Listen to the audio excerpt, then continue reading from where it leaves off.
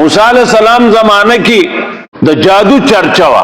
الله تعالی موسی علیہ السلام پلاس هغه معجزې سرګند کړي چې جادوګر ته عاجز شلو د عیسی علیہ السلام دور کې د طب د ډاکټرۍ چرچا وا حکیمان ډیرو عیسی علیہ السلام له د تجربه ورکړه چې حکیمان فیل کړ د محمد رسول الله صلی الله علیه وسلم دور کې فصاحت او بلاغت حق تامو